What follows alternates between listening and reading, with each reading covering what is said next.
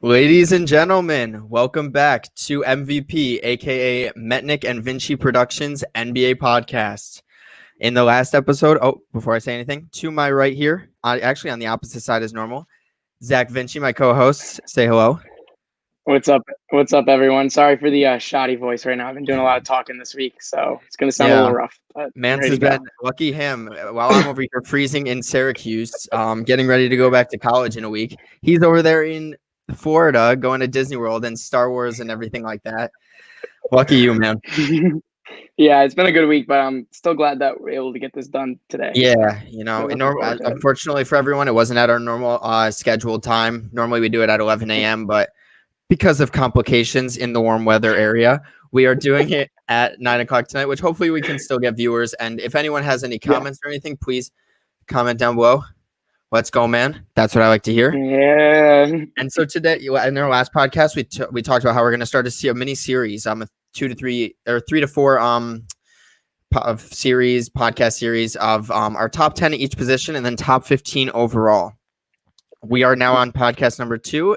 Check out our previous podcast on both the I-95 website and my YouTube channel at Hunter Metnick on YouTube, where you can see our previous podcast where we talked about our top 10 point guards and shooting guards of all time. And today we're on to our forwards. We got our top 10 small forwards and top 10 power forwards of all time.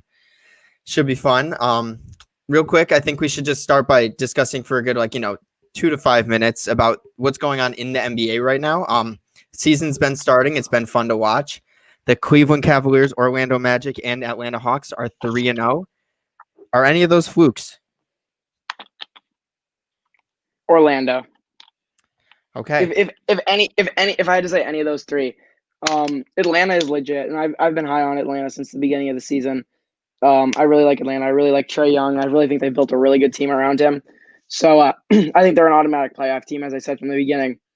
Cleveland, I know I had them ranked pretty low when we did the Sexland. I had them ranked pretty low, but actually I redid my rankings right before the season started. I moved them up to number 9. Not really a playoff team, but I actually really liked what they had coming into the season, and they've been exactly what I thought. So I really think Cleveland's legit. Not sure if they'll make the playoffs or not. I think this is a hot start for a young team that I think will start to die down as other teams figure stuff out more. But I could see them slipping in the 7-8 area. What do you think? I've been a big believer in Darius Garland since he was drafted to them. He was very under the radar in that draft. Going 6th overall, not a lot of people even knew really who he was. And there have been questions in the past couple of years about how him and a smaller guard also in Colin Sexton would mash up together. And they're looking solid. Andre Drummond's looking like a top 5 center, and finally it looks like he's actually playing better. He's on a team where he can have that role, and that's why I think he is having the role he is. Kevin Love just got hurt, but he's been playing a good role. Very underrated player in the league to me that goes very under the radar is Cedi Osman. He's been buckets after buckets after buckets for them. Isaac Okoro, their draft pick's been good, but Cleveland's a fun team. What I want to mention too is it's very interesting. In his rookie season, Colin Sexton was the least efficient by player efficiency rating, worst player in the league. Last season, Darius Garland's rookie season, he was by player efficiency rating the worst player in the NBA. And right now, they are a top 5 backcourt in the league, which is so interesting. It just proves that you just got to give young guards time. You can never overreact on a guard's rookie season or even their sophomore season. I think with any young guard in the league, you got to give them 3 years to really see what they're worth. After 3 years, if they're still not really there, then you can start to say, okay, maybe they're a bust. But I think Garland and Sexton are both proof that you got to give some guys time because both of them have looked fantastic this year. Yeah, one of the main things when you were saying that about overreactions and stuff, Michael Carter Williams is a name that comes to mind. I apologize as a Syracuse and Sixers fan, but what can I say? Man's won Rookie of the Year and hasn't been a player since. He's the reason I'm a Sixers fan. So thank you, Michael Carter Williams, for giving me a lot of anxiety. That's very and once again, after we finish this series, we're gonna move into talking more about how the current NBA is going. We'll see when we both go back to college how the schedule is, but stay tuned. We're gonna try and keep doing them weekly, so stay tuned. We're gonna one more thing for Zach. One more thing I want to mention, speaking of young guards and undefeated teams, Markelle Fultz. I've been saying it for years, averaging I think he's averaging just almost 20 points per game right now. He's been looking like the Magic's second best player after Vucevic. I'm loving it. He's been efficient, shooting about 50% from the field. He's patient. If you watch, he's playing with a lot more patience. He's waiting on screens. I know a lot of guys are still going under screens because his 3-point shot isn't great, but he's fixed a lot of the stuff. Free throw shooting, he's shooting 89% right now. Fultz has been fantastic, and I'm really excited to see that as someone who's been a huge believer in him since Philly drafted him.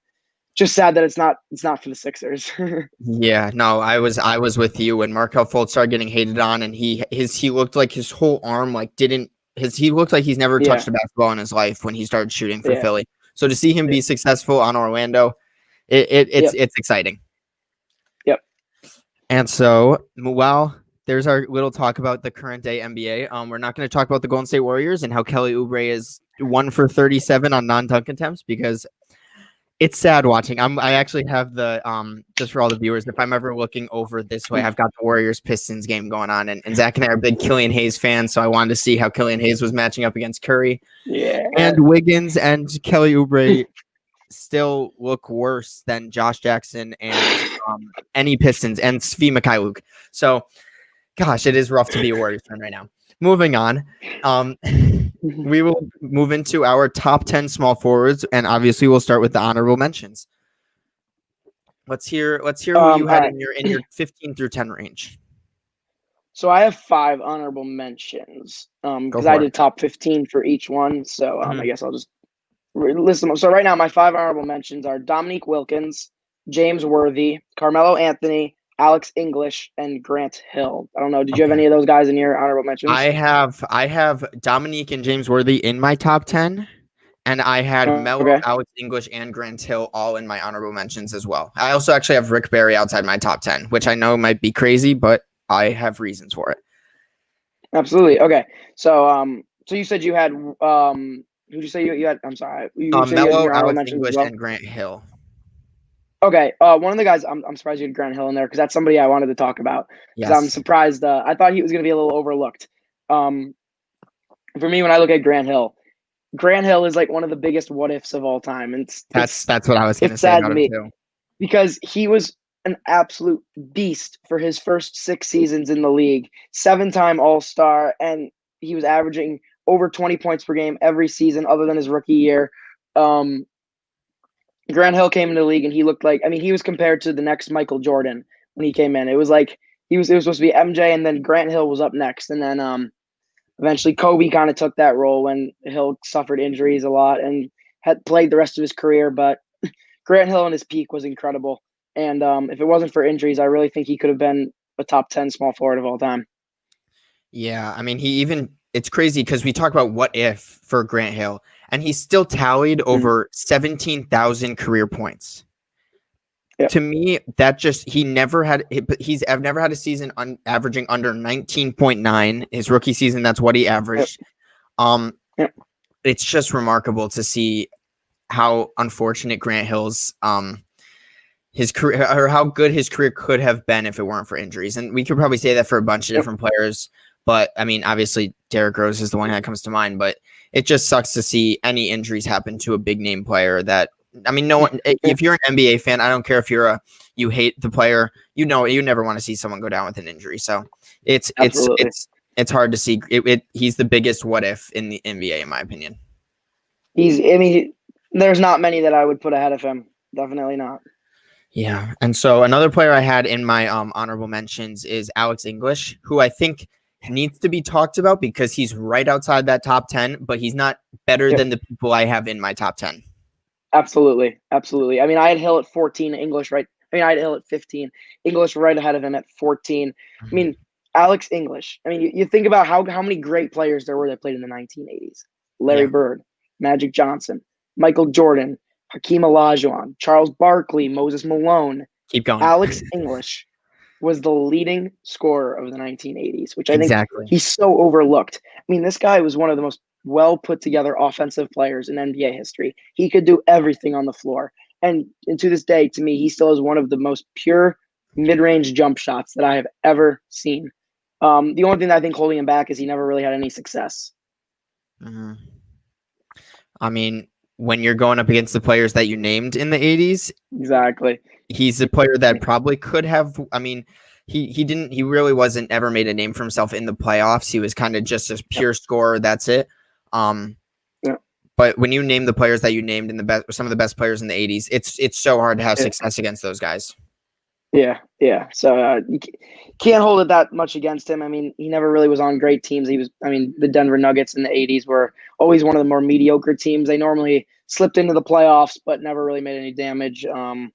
So got to give English credit for just how great of an offensive player he was, but lack of playoff success really holds him back from being top 10, I think. Another player that's in my honorable mentions with lack of playoff success, and probably if he could have won a couple rings in his time in the 2010s, probably could have been put into the top 10 is Carmelo Anthony. Carmelo Anthony, absolutely. Syracuse guy, gotta love him. He's the reason we have a national championship. Greatest player in SU basketball history. For that alone, I had to put him in my top 15. I mean, you can't ignore what he did in the league. Like, again, the farthest he's ever gone was the Western Conference Finals. Unfortunately, which a knock on his legacy, and a lot of people see him as more of a individual type of player and not much of a team guy, which I understand held back his success. Yeah, but again, like Alex English, a fantastic scorer. I mean, he's a one scoring title. I mean, in the 2010s, winning a scoring title is incredibly difficult. So, huge props to Carmelo Anthony. He scored over 25,000 career points. I mean, this guy is just top, in my opinion, a top 10, top 15 offensive player of all time. He could score the ball better than just about anyone. His time in New York and in the beginning of in his Denver years, no one wanted to go up against Carmelo Anthony because, I mean, I'll never forget that game against Chicago where he lit them up at the end of that game. He hit a couple like threes, I believe, like the one from the wing. He was such a fun player. It's a shame that no one picked him up for that year and a half that he was out of the league. NBA, you guys messed up. I don't care what team you are. Any team would want to have Carmelo Anthony right now. The Portland Trailblazers, I'm very happy they picked him up. He was a good fit for them. Yeah. But Melo's the kind of player every guy. He's more of an individual talent rather than team guy, as he claimed that he would never want to come off the bench. He's a starter for his whole career. Allen Iverson said the same thing, and he kind of bounced around a little bit. But Melo found his place in Portland, and it's pretty cool. It's cool to see him still competing. And even this year, Portland's got probably the best team around Damian Lillard that they've had in years. So maybe he can make a name for himself in the playoffs this year. Exactly. So do you think we should move into the top 10 now? Because my other two honorable mentions you said you had in your top 10. Yes, and then your other two honorable mentions I've got in my top 10. Yep, exactly. So, let's hear it. What's your number 10? At number 10, I actually have someone I think you're going to have a little bit higher because he's a current player who you're going to have pretty you're a big fan of this guy. It's Kawhi Leonard. I've got him at 10. Don't tell me you have Kawhi Leonard at 10. That's ridiculous. That is absolutely ridiculous. Here. Can I finish? Let me finish. By the time his career is done, he will be top 7 all time. Right now, I'm putting him at 10. He's 6 right now. I have him at 6. Wow. I have him at 6. Tell me 9 other small forwards who, before the age of 30, 2 championships, 2 finals MVPs. You can't name 9. You can't. LeBron. The reason I have LeBron do that? Yes. LeBron. Yes. LeBron did that. Larry Bird did that. Yep.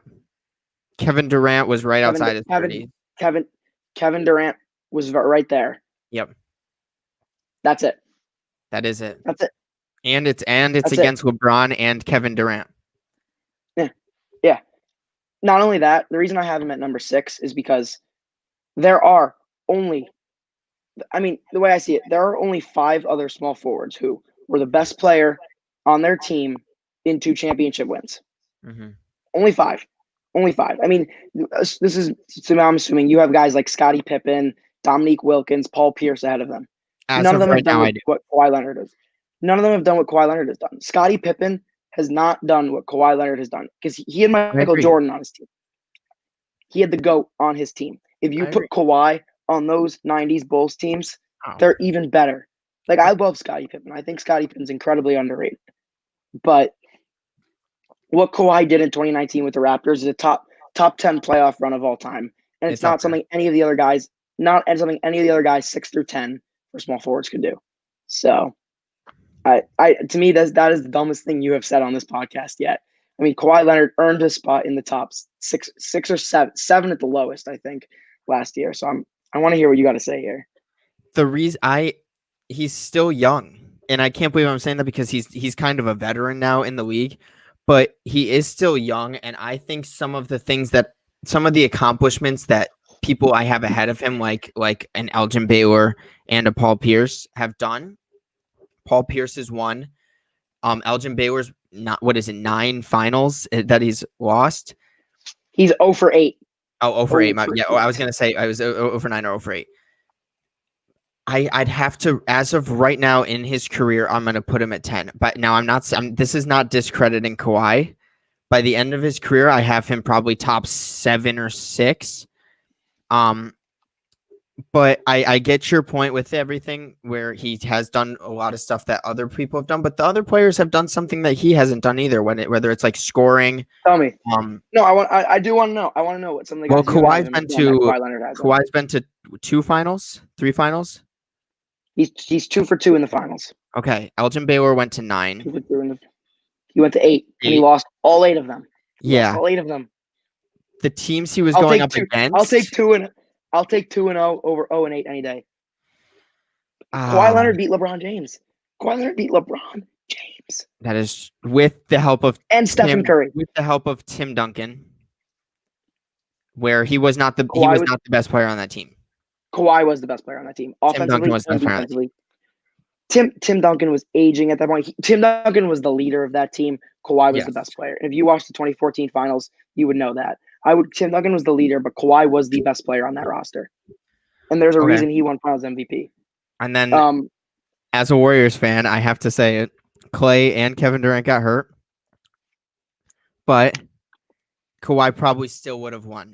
And I do mean that because if one of them don't get hurt, to me, the Raptors still win. If both of them don't get hurt, I think the Warriors would sneak it out.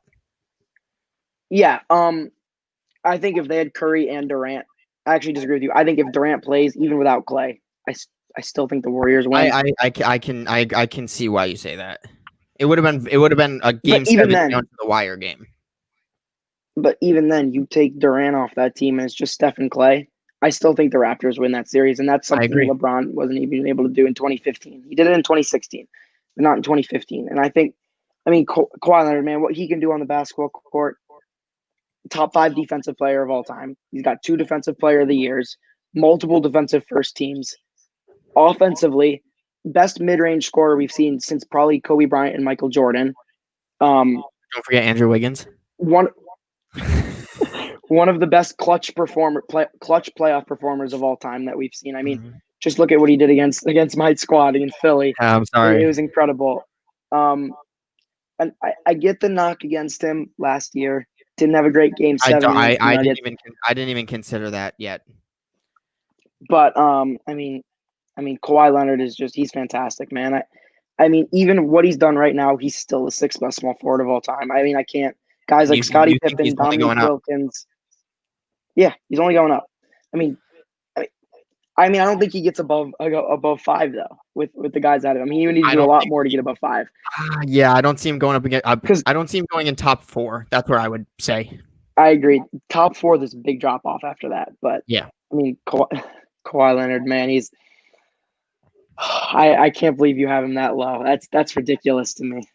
Kawhi killed it. You have ahead of him. Killed the Warrior. Yeah, I can't wait to see when I say number 9. Real quick, one player that if we're gonna wrap up the Kawhi Leonard talk, which hopefully we do, because I'm gonna just keep getting absolutely killed. One player I think we both had in our honorable mentions, who I forgot to mention, was James Worthy. So instead, I didn't have him. I did not have him on my top 10. I actually had him at 11. Oh, so you're wrong about that. Yeah. So why don't let's talk a little bit about James Worthy. James Worthy was great. Once again, he was a sidekick. I mean, he was great. He does have a Finals MVP, which is a tribute to his name. That's why I considered him putting in my top 10. But he played with Magic and Kareem. I mean, he was a great player, great rebounder. Was always a great third option on that team. In my opinion, probably the best third option in NBA history. It's up but he there. was still a third option. And to me, the 10, 11 guys I had ahead of him were all the best player, were in most cases the best player on their team, or just were able to do more on the basketball court than James Worthy could. No disrespect to James Worthy, he was a great player. I just think there's 11 guys who have done more than him. Yeah, one thing I think that goes under the radar about James Worthy was he shot over 54% from the field in all of his first 8 seasons. That kind of efficiency for a third option is remarkable. I mean, those Lakers teams with him, Kareem, and Magic were just good luck. That's all. Yeah. That's all you have to say. Good Exactly. luck. Exactly. And he was a great playoff performer too, which I always raises people's stock for me. Worthy always elevated his game in the playoffs. I agree with that. So that's going to wrap up the honorable mentions. And for me, number 10, and for Vinci, all the way up to number 6. Vinci, who do you have at number 10? Number 10, this is actually a guy I think I'm going to have a little bit lower than most would. I've got Elgin Baylor at 10, who we talked about a little bit. I've got him at 7. Already. You have him at 7. Okay. Elgin Baylor might be the greatest player to never win an MVP award. Yes. And he was a fantastic player. He was amazing at what he was able to do. I mean, this is a guy who averaged over 25 points per game in most of his career and almost over 15 rebounds most of his career. I mean, there was a lot that he could do on the court. He never won an MVP. He never won a championship. I mean, this guy was a top 5 player in the league for years and years. Mm-hmm. But you look at his accomplishments, the history of basketball can be told without Elgin Baylor. Unfortunately. And again, not a fantastic postseason performer. His numbers were always a little bit down when it came to the postseason. Again, it's always hard to compare guys from the 60s and before to now, especially when we get to the power forwards. There tend to be a lot of power forwards from the older era that I have in mind. Yeah. But it's very difficult to compare guys of that era. But I mean, Elgin Baylor, if you just look at what he did on the basketball court, he was a great player that didn't really accomplish, especially that didn't really accomplish as much as the guys that had ahead of him, and especially in a league where there was only 8 to 10 teams. Again, played against Bill Russell's Celtics team and them, but I don't know, the lack of accolades up to Elgin Baylor's name kind of prevented me from putting him any higher. Yeah, what I was gonna say with Elgin Baylor, which you kind of talked about a little bit, was it's kind of hard to win an MVP when you're playing with Bill Russell and Wilt Chamberlain. That is true. Those two players. I mean, when you're going up against someone who's averaging 50 and 25 and not winning the MVP over someone who's averaging 18 and 25.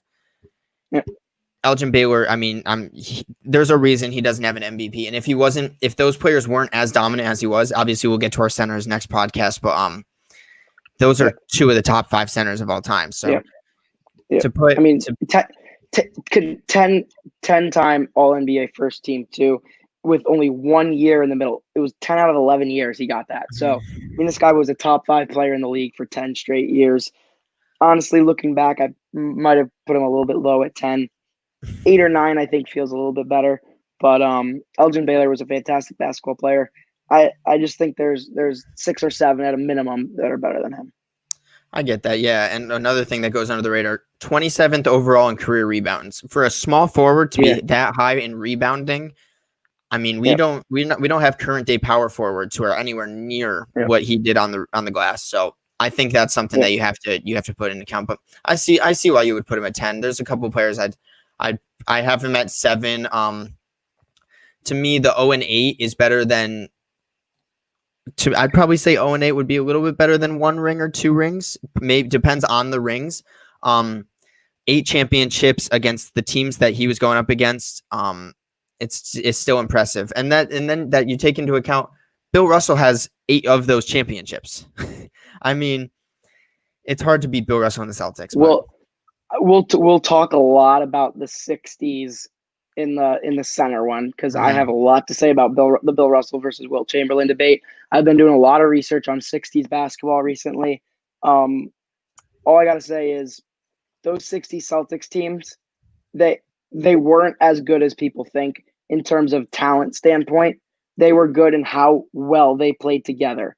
The Lakers every year most years were better than the Celtics, just in terms of talent. I agree. Yet the Celtics were beating them every single year. So to me, that's a little bit of a knock on those Lakers players, and Elgin Baylor being one of them. And as we'll see later, Wilt Chamberlain, he's kind of a Lakers player, Warriors, kind of a knock against him, I say. Anyone who played against the Celtics and was losing. That's how I see it. Fair point. So I got through my 10 and 7. And you got through your 10 and 6. So let's hear your number 9. Okay, so actually, okay. So my number 9 is Paul Pierce, another more. I have the exact same number 9. Another recent guy.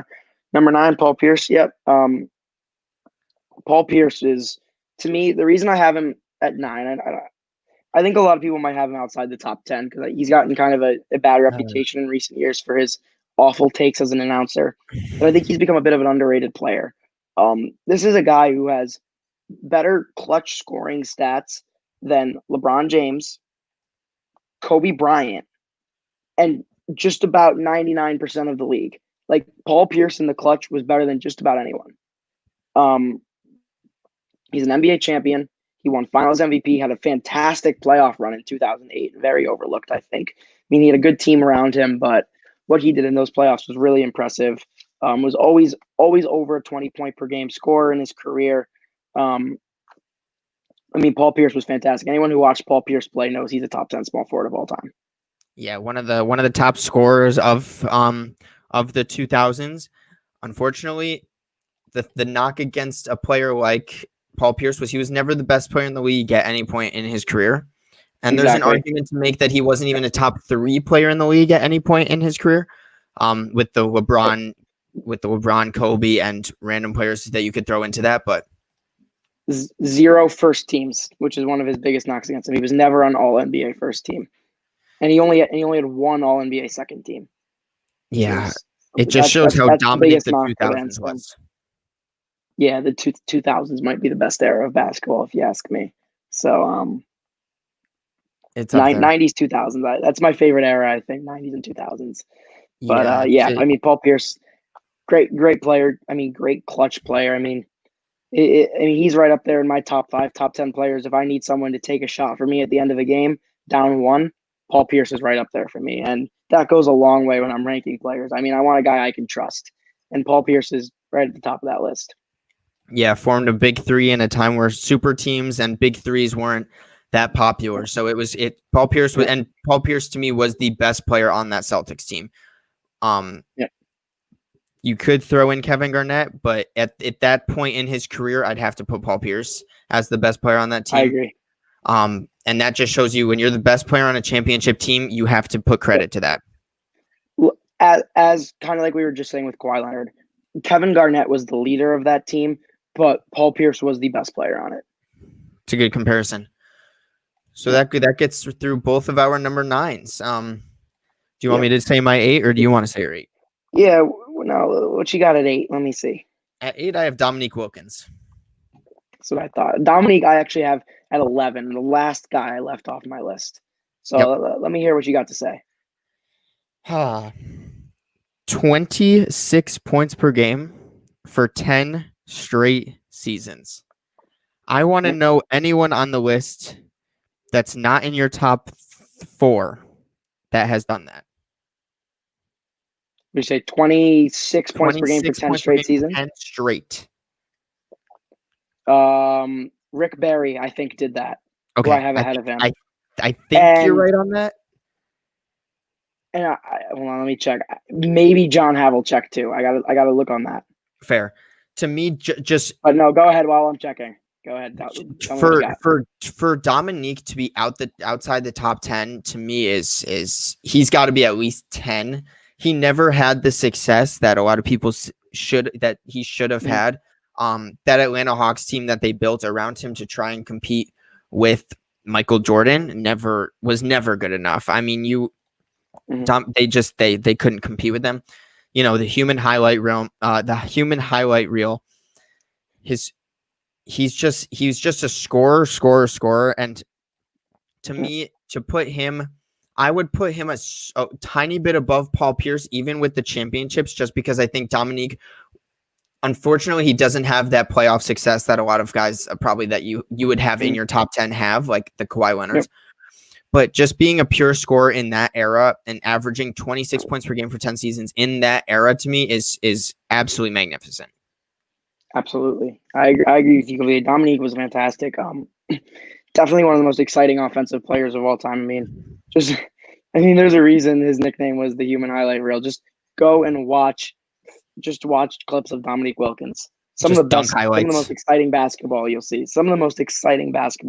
I mean, Dominique was incredible, an incredible offensive player. And also, we'll see with Kevin Durant, but the only player to come back from an Achilles injury just as good as he was before he had it, which is something in people itself need to remember. An incredibly impressive accomplishment. You mentioned you're right. He never had great teams around him, and led to not too much playoff success, which is why I think I kept him just off of my top 10 list. But I think there's an argument to be made for him over Paul Pierce. I gave Pierce the edge for the NBA for the championship, but and the Finals MVP. But Wilkins has a first team to his name that Paul Pierce doesn't have, and he has a scoring champion. So Dominique was fantastic.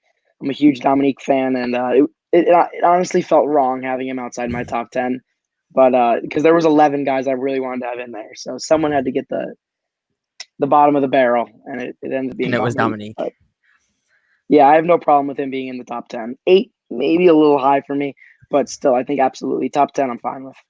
Yeah, to me, if you put a team that a team like say the Paul Pierce had around him, he probably could have won a championship for that if you replace Pierce with Dominique during those Celtics years. But no discredit to Dominique with you putting him outside the top 10. Still one of the most dominant scorers. I mean, if you go on YouTube and look up best NBA dunks ever, Dominique will be on 5 or 6 of those. I mean, he's just electric. Strictly in game, him and Vince Carter, I mean, are 1 and 2 in some order for best in-game dunkers of all time. So I have him at 8. Might be a little high on your list, but that's who I've got at 8. Yeah, I really don't have any problems with that. My 8 is someone I think you already mentioned you don't have on your list, and that is Rick Barry. He is my honorable mention. Your number, Rick Barry. You're talking about scoring. He averaged 25 points per game through his career. He played, I think 10 seasons, averaging pretty much 25 points per game. He won a championship. He's got a Finals MVP, and I think what a lot of people forget, he won an ABA championship too. So I don't know if I actually didn't take that into consideration, but the ABA was a very competitive league as well. We'll talk about that when we get to Dr. J. And Rick Barry won one of those. He got the championship. One of the best free throw shooters of all time. I think he's in top 5 in free throw percentage and his iconic underhand free throw. And I mean, he was a 5-time All-NBA first team. And I mean, in the 70s, Rick Barry was a consensus top 3 player in the league for at least 5 years, probably more.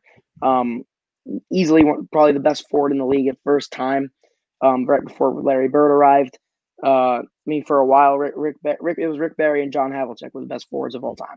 So I think Rick Barry, he's got a scoring championship too. I forgot to mention. Not the best defensive player, but he can get the job done defensively. And he led a pretty weak Golden State Warriors team to their first championship. So I think Rick Barry belongs on pretty much every single top 10 list for small forwards. Yeah. One thing that I didn't realize about Rick Barry that I just actually read about, led the league in steals in one of his years. Yeah, that's another thing. To have that dominant of a score where he had that 36 points per game year, which one of 3 players to do that, along with James Harden. No disrespect to James Harden. We do not take James Harden disrespect here. For him to be one of those 3 players, to average over 35 points per game in a season, he deserves all the credit on the offensive side that any player should deserve. You could make an argument that Rick Barry was the best player in the league in 1975.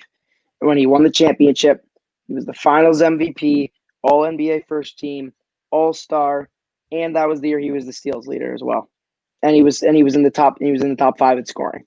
I mean, Rick Barry has a very, very real argument to be the best player in the league for one season, which that's why, I mean, I think you got to be top 10. I have him at number 8, and I considered putting him over 7. I was very close there. I think Rick Barry is incredibly under-talked about when you're looking at some of the best players in NBA history.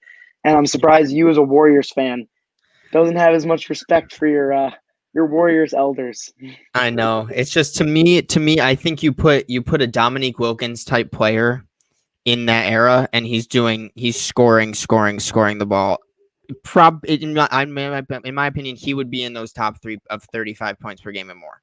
And I think Dominique was that. I think Dominique was almost more talented than him, just in the wrong era. I could see that, but I mean, so that raises the question. I mean, Barry was dominant in the mid 70s, Dominique dominant in the mid 80s. Do you think there's that big of a difference between those 10 years? Michael Jordan.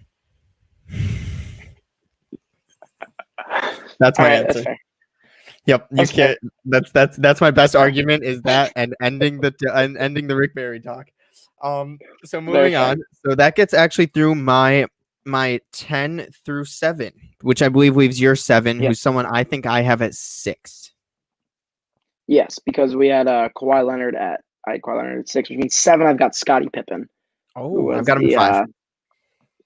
You have Scottie Pippen at 5. All right. 5. I mean, so actually, I want to hear what you got. If you think Scottie Pippen's top 5, I want to hear why you got them there. One thing, they always talk about how good his defense was, and I feel like there's been recent times where people say that, Scottie Pippen, he just looks with The Last Dance. I think The Last Dance really discredited how good of a player Scottie Pippen was. Yeah. If I'm telling you without saying his name that he won 6 championships as the number 2 option on a team, was an all defensive first team 8 times, all defensive second team twice, 6 in career steals, and still was a 20, well, I believe it was a 25 points per game scorer throughout his championship years. If I'm telling you that with no name, no nothing, though, that defensive puts him ahead of players to me like that Elgin Baylor, Dominique, Paul Pierce, and Kawhi Leonard. Absolutely. And 6 rings. As much as I hate to say, he was the second best player on that team. Yeah.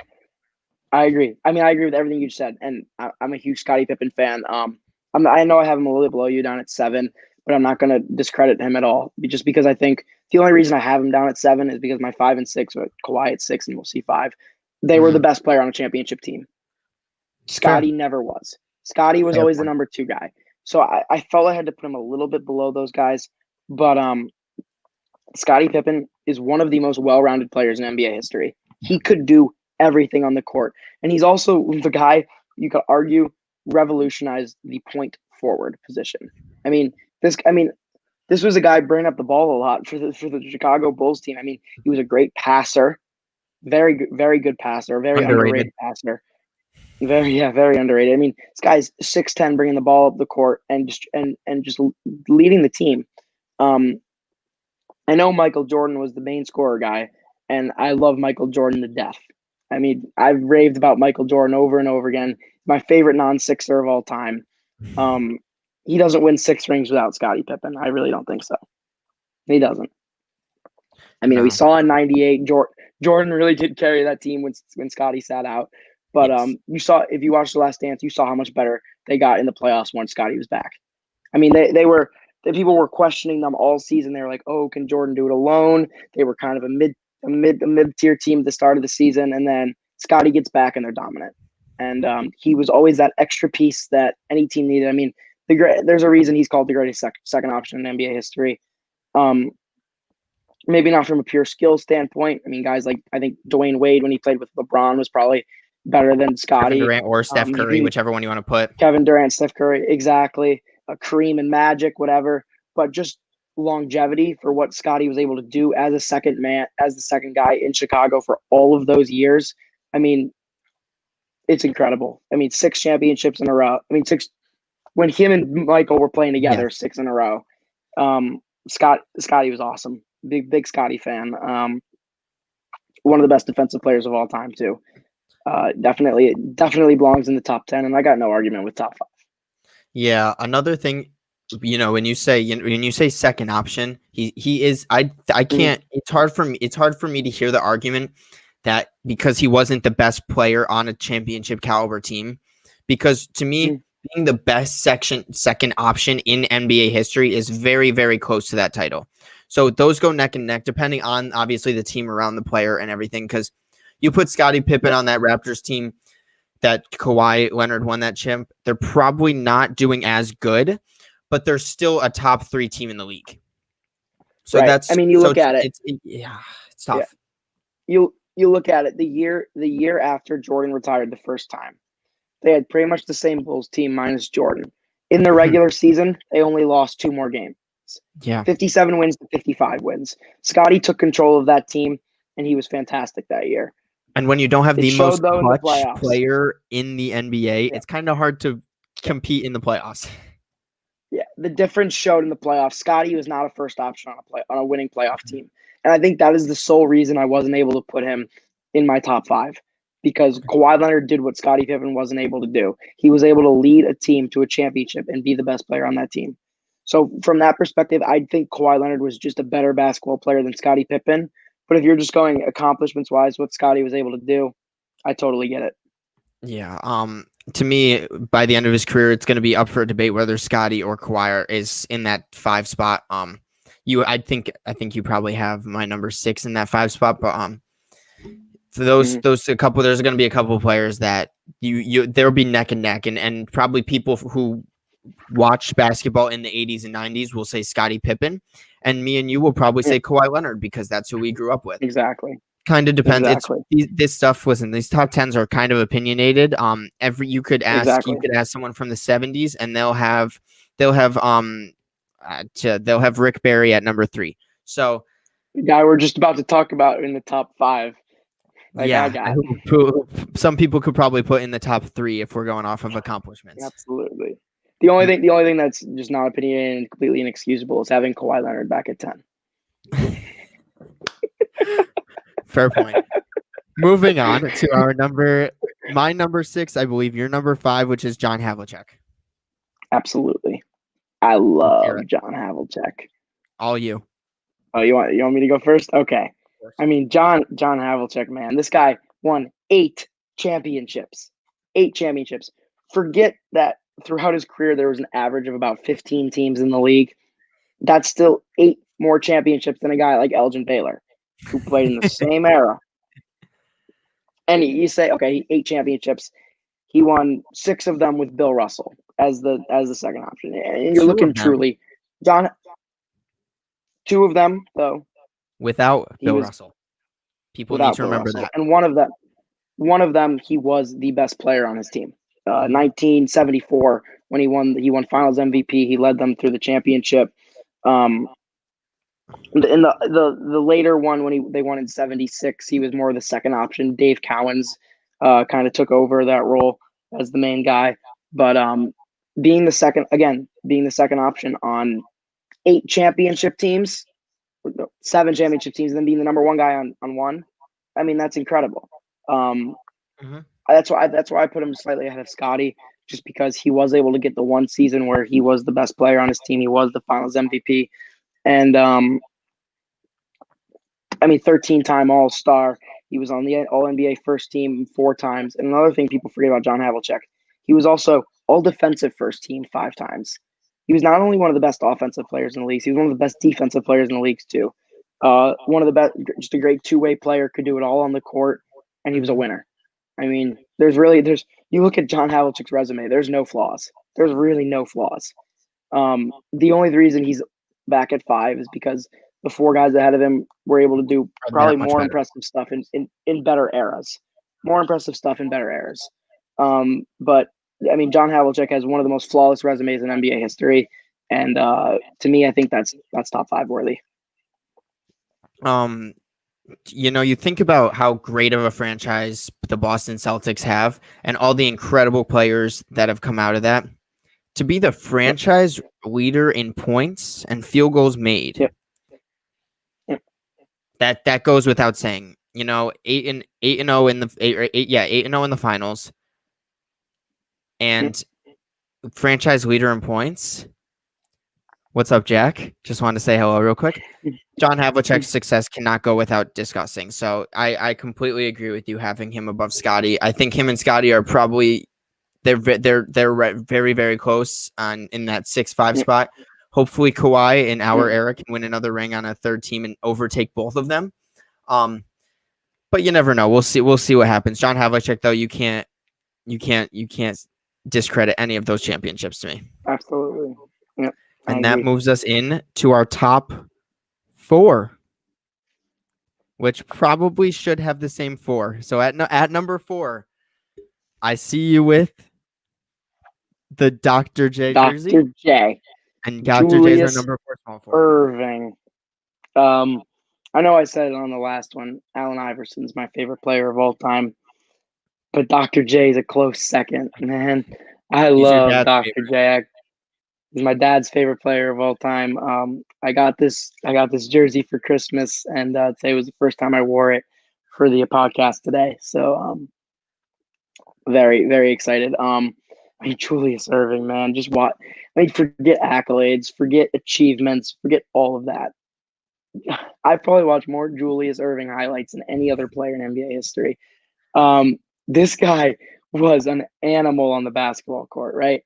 He was incredible in what he could do. Mm-hmm. I know I said earlier, Dominique and Vitska are best 2-game dunkers of all time. I'd put Dr. J probably very 3 on that.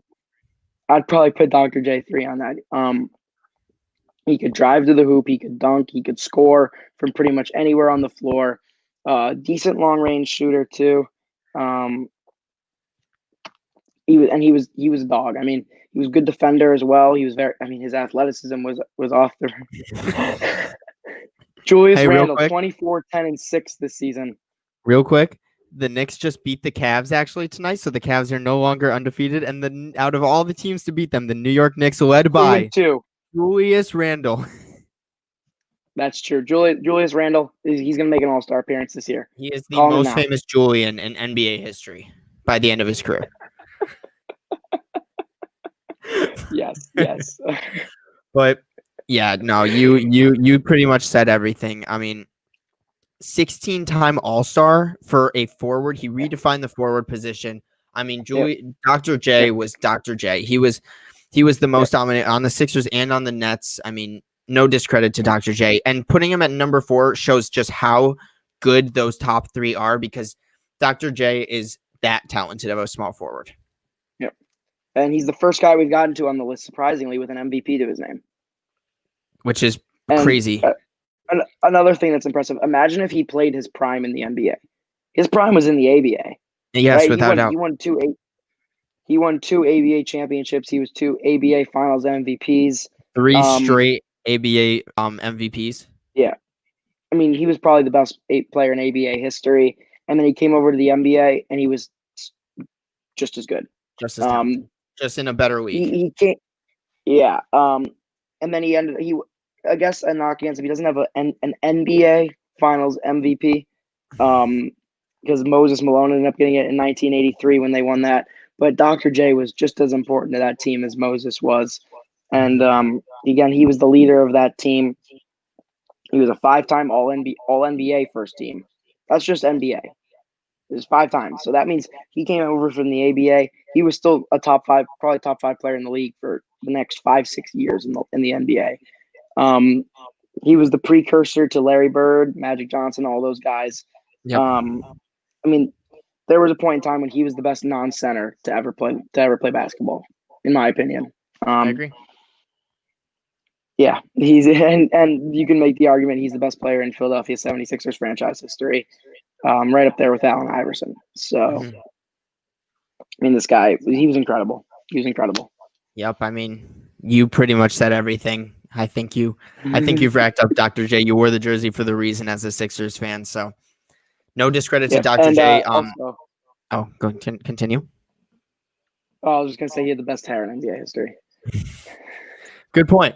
That afro will never be beat. Imagine that afro on some current day players and how funny that would be. But yeah, exactly. Can I be on next episode where I gas up the Knicks, AI, and Melo the whole time? Listen. I mean, I'm a Sixers fan, and then I go to SU. I'm fine gassing up AI and Melo as much as possible. I love those guys. But Melo not being in our top 10 just shows how good those rest of those small forwards in our top 10 are. So no discredits to Melo here. We will not. If anyone discredits Melo, leave the podcast. Just kidding. Yes. Please stay. But that just moves on, I think, to our number 3 spot, where we have, in my opinion, one of the top scorers and most talented scorers in NBA history. I'm not putting Larry Bird ahead of Kevin, or I am putting Larry Bird ahead of Kevin Durant. Okay, good. I was a little bit scared you might put Durant at 2 as a Warriors fan. Let me do Kevin Durant. I agree. I would love to hear it. Listen, Oklahoma City Thunder fans, shut up. Kevin Durant made the right decision in going to Golden State. And for anyone to even discredit those 2 championships in Golden State, yes, discredit the fact he went there. I don't care how much slander Kevin Durant will get for joining the Golden State Warriors in the first place.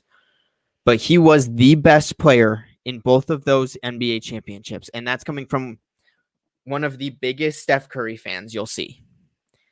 Kevin Durant was he was the best player. I don't know if I can ever say he was the best player in the NBA because him and LeBron were very close in a couple seasons. But Kevin Durant, 10-time All-Star, Rookie of the Year, 50, 40, 90 club, one of the best MVP seasons of our generation, the most talented scorer in the league. And he's only in the Nets right now are looking to be favorites to win the NBA Finals. If he can put more stuff on his resume besides those 2 Warriors championships, it's going to get very, very tight between him and Larry Bird. But to me, Kevin Durant is the undisputed 3rd best small forward of all time. If he didn't play in LeBron's era, he's looked at as a top 2 small forward of all time.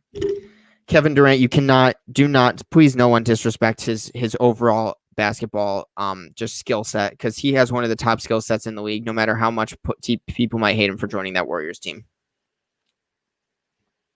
That's it. Yeah, that covers it. Everyone knows Kevin Durant's amazing. He's not at Larry Bird level. He's not at LeBron James' level yet. But Kevin Durant's incredible.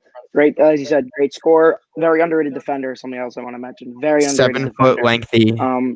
He can go, at least. Yep. He has all the skills. In my opinion, I don't think he's the greatest scorer in NBA history. I'll still give that to Michael Jordan. But Kevin Durant's the hardest to guard. Yep. At the end of the game, I don't want to guard Kevin Durant with a 7-footer with his ability to shoot the ball and to get by you and to just pull up in your face. No, thank you. Kevin Durant, incredible. Yeah. Melo, one of the best scorers to ever play. Okay. Make a list of best scorers. Ooh, that'd be a fun thing to do for a podcast one time. Thanks for the idea, Jack. I like that idea, because a player we're talking about right now, Kevin Durant, has to probably he will definitely be on that list. So don't worry, Stins. Melo will be a top 10 scorer on my list for sure. I agree. I would put him in my top 10 too. So no discredit to Kevin Durant at 3. It's just Larry Bird and LeBron James are too dominant, and that moves us. I think that pretty much puts us into our top 2 or our number 2 with Larry Legend. Yeah, Larry Bird too. I'm actually. Let's not leave the Knicks talk, because we've got a bunch of Knicks fans in here all of a sudden. So go New York, 2-game win streak. They're turning their franchise around. Let's go New York. The Knicks are better than the Warriors right now. Don't say it, man. Don't say it. Knicks are better than the Warriors. Okay. Yeah. Knicks are looking good right now, I gotta say. Hey, Warriors just won, so now they're 2-2. Same record. Oh, I can't believe I'm saying that when we have Steph Curry and they have Alfred Payton. Did you guys beat the Bucks, or did you guys lose to the Bucks by 40? Larry Bird. Let's move on, please. This is hurting me. Honestly, I'm going to save a lot of my Larry Bird talk for when we get to the top 15 players of all time at the end of this, because I'm going to have Larry Bird higher than most people would expect on that list. I love Larry Bird. I mean, to me, one of the most complete players of all time. Probably the most clutch player of all time, right up there with Michael Jordan. Um, three consecutive MVPs, 3 championships, 2 finals MVPs. I mean, 9 first teams, and then that's just even forgetting the accolades. I mean, this is the guy who would step on the court, would be the best scorer on the court, the best passer on the court, a very underrated defender, Yep. and the best shooter. Like all of that. And he would also, I mean, don't forget, in my opinion, the best trash talker of all time. You He was cold. exactly top 10 coldest white dudes to ever. Number one, he's number one. He He is is number the one. coldest white dude to ever hoop. He's one of the coldest dudes to ever hoop. I mean, Yeah. forget just being white. I mean, this guy. I mean, I don't want to spoil my top 15 list of all time, but I mean, Larry Bird's right up there with the best of them all time. The only reason he's not one on this list is because of LeBron James. But Yep. that's really all I got on Larry Bird for now. I will talk way more in depth on him when we get to top 15. Yeah, top 10 coldest white dudes. Huh? That'd be a fun. Jack, keep him coming. We'd love to hear these ideas. But White I mean, yeah. chocolate. Oh, give me him at number one. No, with Larry Bird, he was the. I mean, I'll never forget the story of hearing Larry Bird when he walked into the 3-point contest, like the locker room at the 3-point contest, and oh, sorry about that. And he said, he was like, so who wants to come in second? Like, and he did it in his warm-up suit and won the 3-point contest with a shot that you can't see him shoot. He can't see himself shoot the ball. That ball's over his head. One of the most talented players. If we're gonna relate trash talk, Jackson Ziano's to Larry Bird's is without question very similar. But another Larry great Larry Bird. Putting him at number 2 is no discredit. It just shows how good LeBron James is. He was a winner. He was the best player in the league at multiple times in his career. You covered it. It's Larry Bird. Yeah, another fun Larry Bird story I always like is after Larry Bird's the Sixers beat the Raptors. I just got the notification. Let's go. Nice. Larry Bird after winning 2 consecutive 3-point contests decided to sit out the next one. Craig Hodges won, and everyone was like, "Oh, does this one count because Larry Bird wasn't decided not to compete?" And Craig Hodges goes, "If he wants to find me, if he knows where to find me." And Larry Bird goes, "Yeah, at the end of the Bulls bench." Love that man. Larry Bird is something else. Just, I mean, I was bored a couple weeks ago, and I watched an hour-long YouTube clip of Larry Bird's best trash talking stories. So I recommend. And that moves us into our number 1 small forward spot and the number 2 best player in NBA history, who we will probably talk more about when we do our top 15 list, LeBron James. Unquestionably the greatest small forward of all time, the most dominant player of our generation, the most dominant player arguably since 2010, possibly even earlier than that. It's LeBron James. He is the definition of a point forward. I mean, come on, it's LeBron James. That's all I got to say. There shouldn't be any argument here whatsoever. As much as I want to put Larry Bird at number 1 because of how much I love Larry Bird, no, that would be stupid. I mean, LeBron is incredible. He's no Michael Jordan, but no, he's LeBron James, and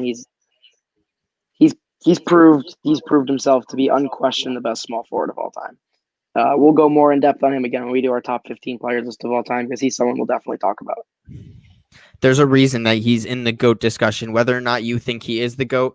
There's a reason that to put him in the GOAT discussion, and I mean, unquestionably, just one of the most influential players in all of the NBA with the stuff that not only on court but off court.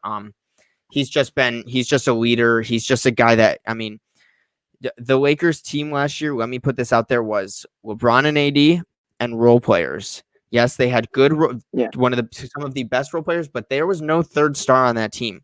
The third best player on the team was arguably Rajon Rondo and Kyle Kuzma. I mean, three championships with 3 different teams. Yeah. Ooh. I lost you there.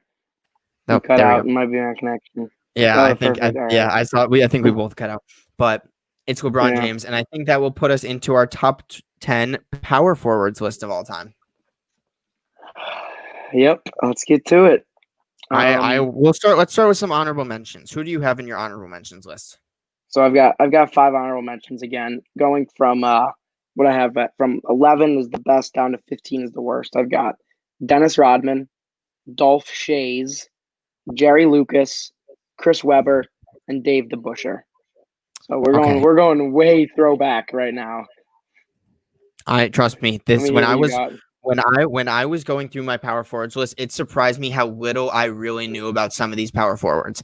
People like Bob Pettit, Jerry Lucas, and Dave DeBusschere, who I actually have in my top 10.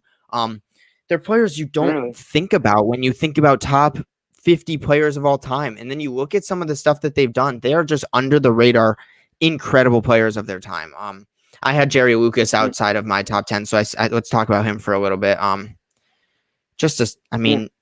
Studs that no one talks about. I know. I mean, in my overall top 15, hold on, let me take a look at this. Before 1980, I have 1, 2, 3, 4, 5 guys, which is more than any of the other my top 15 lists. I'm up there too. So you said Jerry Lucas first. First thing you look at when you look at Jerry Lucas is one, he won a championship with the Knicks. Yep. Again, he was more of a third option on that team. Yeah, Knicks. Jerry Lucas, Knicks guy. He was more of a third option on that team. That was coming towards the end of his career, so couldn't really put him in the top 10 just for his championship. But he was back when he was in his prime with the Kings in the mid '60s. He was for 3 consecutive years. He was a first team guy, a top 5 player in the league for his time. He averaged over 20, pretty much 20 and 20 for those 3 seasons, which is incredible when you really think about it. In his career, he averaged 17 points and 16 rebounds, which is just, I mean, when you think one about of the most underrated rebounders in NBA history. Yeah, exactly. I mean, Jerry Lucas was a fantastic player. Can't say I've watched much of his highlights. I'm not the most educated on Jerry Lucas. I'm going mostly to this by just mostly by accolades and what I've read from other people on him. Me too. But I think Jerry Lucas has done enough to be mentioned in this, but not quite enough, I think, to be top 10. Gotcha. Another player I think we both have in our honorable mentions, Chris Webber, who is he's a weird player to put in this because I feel like he's a player you could have at like your 12, 13 spot, but he's also a player some people might have at their like 18, 19 spot, if you know what I mean. Yeah. I mean, rookie of the year, 5-time All-Star, 5-time All-NBA nods, over 7 years. He's a 2000s player who it's hard to think about Chris Webber when you're talking 2000s. Yeah. Longevity wise, that's where he gets most of his points. One, because he was one of the best power forwards in the league for like 10 to 12 straight seasons, which you don't get as much with big guys who tend to have less of a longevity than guards do. But Chris Webber was, to me, one championship away from being a top 10 power forward of all time in 2002. Wow. He was right there. They made it and just fell short. And I think if Chris Webber had done that, finished that out, he wins Finals MVP. He's a champion, Finals MVP. He's a top 10 power forward of all time. Just fell short, and then had a couple injury problems after that, which kind of derailed his career. But I mean, prime Chris Webber in the early 2000s was probably the best power forward in the league after like Tim Duncan. But and then Kevin Garnett arrived on the scene, and then Webber kind of faded back. But I mean, Chris Webber, he was such a talented player, and he was a leader on the court. That's the thing a lot of people forget about him, and he led that team. Not a very talented Kings team in the early 2000s, and they made it pretty deep in the playoffs multiple times. So and since he's been gone, they haven't made the playoffs. Since he left that team, they have not made the playoffs. Yep. So you got to give him a little credit there. He's probably the best player in Kings franchise history, at least in the last 40 years, probably. In most of their their success came in the 70s and 60s when they were Kansas City. But Chris Webber definitely has to be mentioned, but he's just a little bit of success away from being top 10. I agree. I mean, yeah, you said everything about Chris Webber. As a Golden State Warrior fan, I'm a fan of Chris Webber. Always been just like an underrated kind of player. So, yeah, I mean, you summed that up perfectly. Two players that I had outside of my top 10 that are current day players I'd like to talk about real quick are Draymond Green and Giannis Antetokounmpo. We'll start with Giannis. Just a quick question. I get that. You don't have Giannis in your top 10, do you? I don't have Giannis in my top 15. Wow. I mean that might be a little bit controversial. But yeah, two two MVPs in this year is impressive. So I might have screwed up a little bit there, but I need to see a little bit more from Giannis's game for me to put him top 15. Right now, I mean, he's an athletic freak of nature, but he lacks the finesse and this. He lacks the finesse and the skill for me to consider him like a really, because right now he's not a best player on a championship team. He hasn't proved that yet. Not yet. He's still young. People forget how young he is. To me, I don't think he's definitely not top 10. I wouldn't put him close to top 10. Honorable mention. He was in my honorable mentions. That's fine. That's fine. I don't think he's done enough to be top 10 yet. I mean, he's won what like four playoff series in his career so far. Like that's not something to brag about. My question to you is, by the end of Giannis's career, if we're gonna go off of what we see from him right now, if you want to throw championships in this too, if you think how many championships he'll win by the end of his career, where do you have him on your list? Where do I think I'm gonna have him? If 15 years from now you had to put Giannis on your power forward list, where do you think he goes?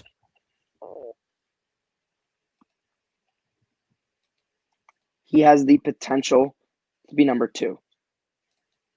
If he shores up his game a little bit, if he adds a mid-range jump shot, if he adds a 3-point jump shot, not even the 3-point as much, mostly a mid-range jump shot, he needs to be able to beat people not just in the paint. And he needs to be able to shoot free throws. If he can fix those two things, then I think he can win. A guy who, I think if he fixes those two things, he will be able to win. I think if he makes mid-range jump shots and if he's able to shoot free throws, he's a guy who can be a best player on a championship team because he's got the defense for it. I mean, best defensive player in the league right now. Yep. And I mean, this season he averaged 32 and 15. That's incredible. It's incredible. That's incredible. It is, and I just need to see a little bit more from him in the success category, which I think a couple more tweaks to his game would provide. But right now, I think he has the potential to be 2. If he keeps on the track that he's on for the rest of his career, I think he's around 6. Yeah, I can agree. That's what I was gonna say. I was gonna put him in the 2 to 5 range. I think you have to with his skill set being his length and that dominant best defensive player in the NBA right now, in my personal opinion. Now here's my question. I think you have this player in your top 10, but I'm not gonna spoil anything yet. Who do you think is at the end of their careers will be higher all time if you had to put Giannis or AD? So right now I have AD much higher all time than Giannis. I do have AD in my top 10. As a current player right now, I think Giannis is better. Okay. Right now, AD obviously we'll talk about him in a little bit. It benefits from having LeBron on his team, but I mean, okay. So AD all time depends on what he does with LeBron. I mean, AD could win 3 more chips with LeBron and have 0 Finals MVPs. And then all time, I mean, he looks a lot better than the greatest second option in NBA history. Right, something like that. Where Giannis, I think, signing that deal in Milwaukee solidifies the fact that for the next 5 years, he's going to be the guy. He's going to be the first option. And I really respect that from him. I respect that a lot more than what AD's been doing. I'm more of a fan of Giannis's game than AD's game. I think he should all time pass AD at some point, but AD might get a lot of extra bonus points just from playing with LeBron. Yeah, I understand why you would have AD ahead of him on your top 15 list. AD ahead of Giannis, obviously, but by the end of their career, if Giannis can do what he's been saying he wants to do so much in Milwaukee and prove that he can be the top player on a championship contending team, I'd have to put him ahead of a couple of players I've got even in my top 5. So the potential for them are through the roof. I mean, AD could come out and win a couple championships when LeBron leaves, and that could solidify AD as one of top 2 best power forwards of all time. Absolutely. And Giannis could do the same thing. Obviously, he doesn't have LeBron with him now, and he's trying to win by himself. But this Bucks team this year, they've been looking dominant. They just actually tonight beat the Heat by almost 60 points. They just did that. I just finished up watching the game. That. Yeah, I turned on the game and it was 140-91 with 2 minutes left, and I was like, whoa. Giannis is out for revenge. He signed that max contract for a reason. He deserves it. And so I'm excited to see what. They're both under 27, 28 years old still. I mean, they've got another 8 to 10 years in their prime. Yeah. I think Giannis will win a championship someday. I hope it's for Milwaukee. Me too. I mean, I think by the end of his career, he's going to be the best player in that franchise history. I think Kareem. It's hard because he split his career between Milwaukee and Los Angeles Lakers. Kareem's going to be the best player to ever put on him. I think Kareem's going to be the best player to ever put on a Milwaukee Bucks uniform. But I think Giannis will, by the end of his career, go down as the greatest Buck of all time. That's like how you could say that Kareem. That's like how you could say LeBron's the best player to wear a Laker jersey, but Kobe or Magic is the best Laker of all time. So it's stuff like that where I can agree with you on that. So let's move into our top 10 now. We've got 50 minutes until our 2-hour mark, so we got some time. Number 10. Who is your number 10? Exactly. Actually, I have one more honorable mention I wanted to talk about because it's someone I don't think you'll have in your list, and I think he deserves to be mentioned. We're going really far back for this guy. Let's hear it. Like 1950s. I know who your player is, but I did not have them. Dolph Schayes. Yep. If you look, there are many people who will have Dolph Schayes in their top 10 list of all time. It's hard for me to do that because of the era he played in. I don't like comparing eras. It's difficult, especially when you're looking at 50s and 60s. Yeah, it's tough. But, I mean, if you look at just what Dolph Schayes did, just accomplishment-wise, of course, I'll be a little biased towards him because he was the first great Sixer. Back then, they were the Syracuse Nationals, but they would eventually go on to become the Sixers. And NBA champion in 1955, 12-time All-Star for 12 consecutive years. Every single year of the 50s and the early 60s, Dolph Schayes was an All-Star. And he was also 6-time NBA first team throughout pretty much all of the 50s.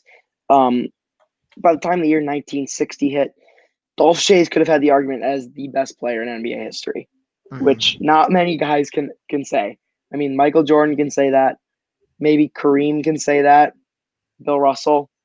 The list ends there. So Dolph Schayes to be able to say that as maybe at one point the greatest NBA player of all time, it's really impressive. I mean, you're just looking at his career statistics. He averaged about 20 points per game, as well as about 12 rebounds per game throughout his career. He kind of ended his career in his prime. He played 12 seasons, 12 All-Star appearances. He never had a season where he wasn't an All-Star. So, great rebounder. He was a rebounding leader in his career. He was a good scorer, over 20 points per game throughout most of his career.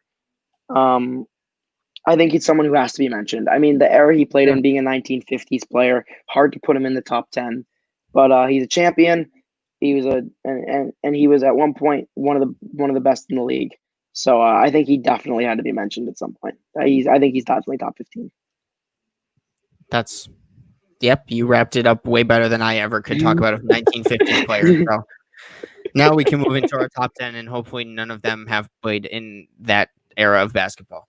Actually, I have a couple of them who played in that era of basketball. So coming in at number 10, who's your number 10? Okay, my number 10 is Pow Gasol. Wow.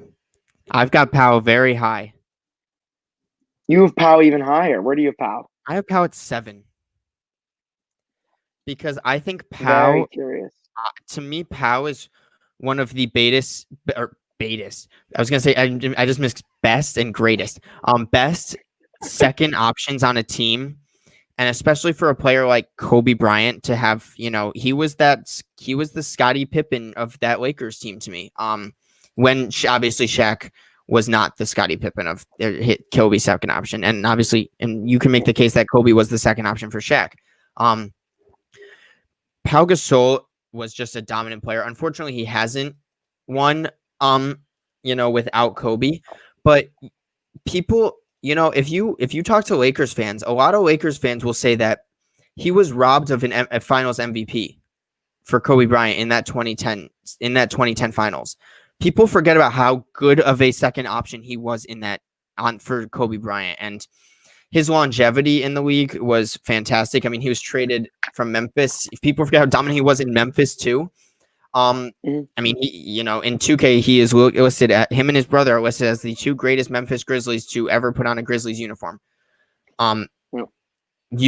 His mid-range jumpers, he was like Nikola Jokic before Nikola Jokic with his passing. He was one of the most underrated. He's probably one of the best passers we have on this entire list. I've got him at 7 because he won. Although he was a second option, the people I have below him were not first options on a championship team, I don't believe. So that's why I had to put Powell that high at 7.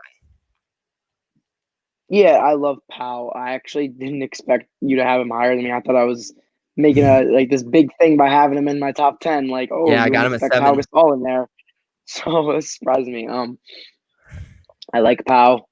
The thing that really held me back on Powell is in however long his career, 20 years in his career, never all NBA first team, and only 2-time second team. Unfortunately, yeah. So as good as Powell was, he was never really one of the best big men in the league. I mean, he was always around the 5, 6, 7 in his prime as a power forward. Again, he was a center for some of his career too, but there was never a point where you were like, oh, Pau Gasol, like he's top power forward in the league. I mean, he wasn't really even right up there. So I think that's what's keeping me from having him. Okay. He's the type of guy you'll look at where it's like he played with great players and he was great for that. He was a great second option, one of the best in NBA history.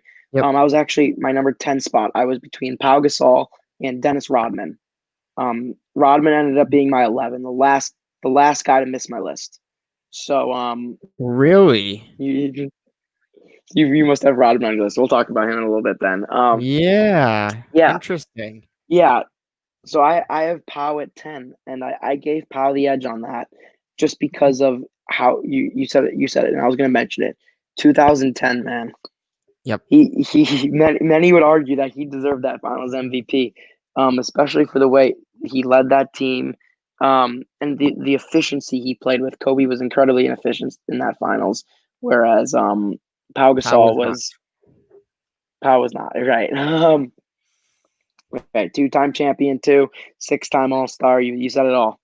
I mean, Pau's a fantastic player. I like that you have him up in your top 10 as well. I like that you agree with me on that. I just don't see how you have Pau ahead of some of the guys that I have him ahead of. Like, I love Pau, but I'm interested to see what you have at 8, 9, and 10. So who's your 10? We covered Pau. I think Pau that's really everything. Oh, Pau was your top 10. Yes. So we'll go to my 10 then. My number 10 was actually Dave DeBusschere. DeBusschere. That's what I thought it was. I've got him at 10. Because I want to hear you talk about an older 60s guy. Because normally I'm the one doing all the talking about them. Yeah. I had Buscher as my last honorable mention. I'm gonna be honest. I didn't know like anything about this guy going into really an hour and a half, or when did we start this podcast? 2.5 hours ago. I knew him from NBA 2K. I didn't know about how much of a stud he was. But when I was making my list, one thing that matters a lot to me when I look at a power forward, he has to be a very good defender. Your power forward spot, your power forward or your center is the anchor of your defense, without a doubt. I mean, we see that nowadays in the NBA where Giannis and AD are by far the two best defenders in the NBA, and they're both on the power forward position. To be 6'6" as a power forward and have all NBA defensive first team honors in 6 straight seasons in a time with Wilt Chamberlain and Bill Russell. That is, as 6'6", averaging 11 rebounds not a game. Bill Russell. No, not Bill Russell. Wilt Chamberlain. Bill Russell retired after the first one, I think. I think I think so. But to have that dominant of a rebounder and defensive player standing at 6'6" in a league, in the let's be real, the 60s and 70s were dominated by centers. That's what they were known for, really. Absolutely. So to have a 6'6" power forward be one of the best defensive players in the league, to me, is just it's incredible. You don't see that anymore. You really don't see undersized centers be that. Besides another player I have in my top 10, I guess Dennis Rodman, you could look at as an undersized power forward. I mean, you got Draymond in today's NBA, who if he wasn't on the Warriors, I don't think Draymond would really be known as a top 20 power forward of all time. But to me, have that defensive status and also averaging 16 and 11 across a 12-year career, that's so impressive to me. I had to slip him into my top 10. Yeah, I agree with everything you said. I had DeBusschere in my honorable mentions, but I wasn't really that close to putting him in my top 10. He was a vital part of 2 champion teams. Yeah, he was a vital part of 2 champion teams, though. That's something else you got to really think about. Those Knicks teams were pretty loaded, though. I mean, he was playing with Jerry Lucas, who we already mentioned in that 73 chip, and then my guy who I talked about in my point guards one, Walt Frazier. I was playing with both of those guys. But another thing you mentioned with Pow too, the one thing that holds me back of DeBusschere, he was never first team, and he only had 1 second team. Yep. So I mean, when you're looking at that, I mean, you have to put it in perspective too. Like, that's why I value first and second teams really high when I look at that, because I want to see, like, I like to know when you look at, especially when you're looking back at NBA history, who were the top guys in the league every season, right? Who were viewed as the best players, who had the best seasons, at least regular seasons too. And so DeBusschere not really being a part of that kind of holds me back on him. Again, fantastic defender, one of the best glue guys in NBA history. He's an ultimate ceiling raiser, very reminiscent of Draymond Green, like you said. Very similar. I think I like just better, at least offensively. But to me, there was just I liked DeBusschere a lot. I had him in my honorable mention, so I wanted to mention him. But there were just too many power forwards, I think, did more and accomplished more and were better players than him for me to slip him into my top 10. I get that. One thing that I looked at too was the championships, and being a crucial part of 2 championships in the 70s. That's impressive. Yep. So that's why I slipped him into my top 10, really not knowing a lot about him, but when I did more research, I was pretty impressed by his stat line. Yeah, absolutely. So who's at your number 9? So we're keeping with the old theme. We have, in my opinion, the greatest power forward in NBA history up until I would say we had like the Karl Malone and Charles Barkley days, who kind of took over. I've got Bob Pettit. Bob Pettit. That's why I have at my number 9 as well. You have Bob Pettit at number 9 as well. That's what I did as well. That's what I like to hear. Bob Pettit. I mean, the numbers speak for themselves here. I've actually watched a little bit of Bob Pettit's clips. It's always fun watching some 50s basketball. But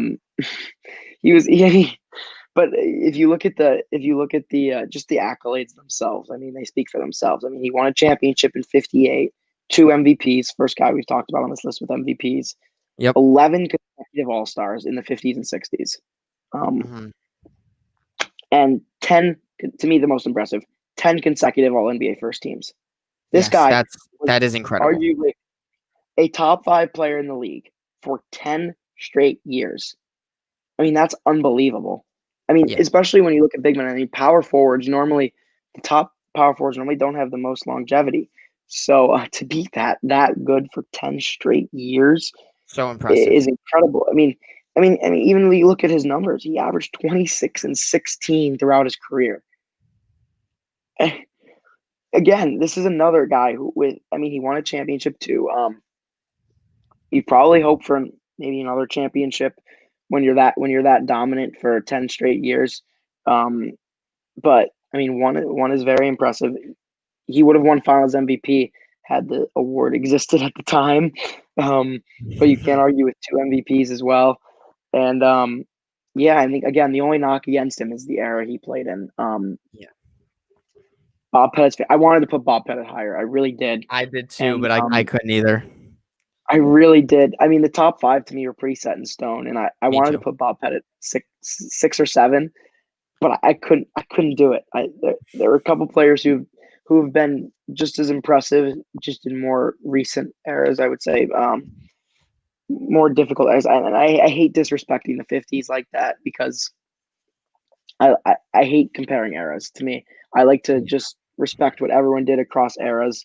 But you can't ignore. I mean, when Bob Pettit played, there were 8 teams going on, so it's hard to compare him with a guy like who we're going to talk about pretty soon because I've got him coming on this, like Anthony Davis. Like, how do you compare Bob Pettit with Anthony Davis? Like, I agree. you can't. You just have to respect what each of them have done in their respective eras. But Yep. Bob Pettit, I mean, definitely belongs on a top 10 list for sure.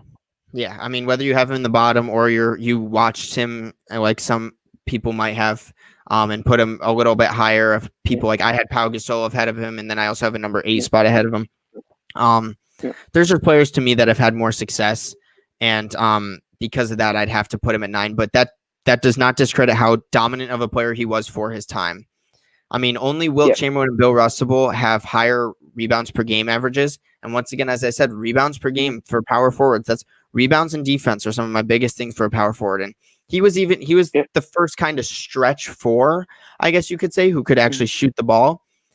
And to me, that's something that's cool. Like, he in the 50s and or late 50s, no one ever would shoot like long distance. And you have your power forward standing at what, 6'10", 6'11", shooting the ball. No discredit to Bob Pettit. 6'9". No discredit to put him at 9. Yeah. And fun fact about Bob Pettit, he was the first player in NBA history to reach 20,000 points. Mm-hmm. Yeah. So he's a legend. There's Bob Pettit for you. Yep. So we've gone through our 10, or my 10 and 9, and your mine as 7. well. What's your 8? Your 7. I haven't talked about my 7. My 8, I was going to say, I just talked about comparing across eras. I got Anthony Davis at 8. Okay. Huh. Where do you have Anthony Davis? 11. 11. So you kept him outside your top 10. Okay. I did. I did the same thing with Kawhi Leonard, and I'm doing the same thing with Giannis Antetokounmpo. Current day players, when they're still very, very young and have a lot of NBA career to go, this is no discredit to Anthony Davis. Anthony Davis is going to be top 5 by the end of his career, in my opinion, without a doubt. Right now, he's won 1 championship, and without that 1 championship, he has had no success. That's why he's outside my top 10.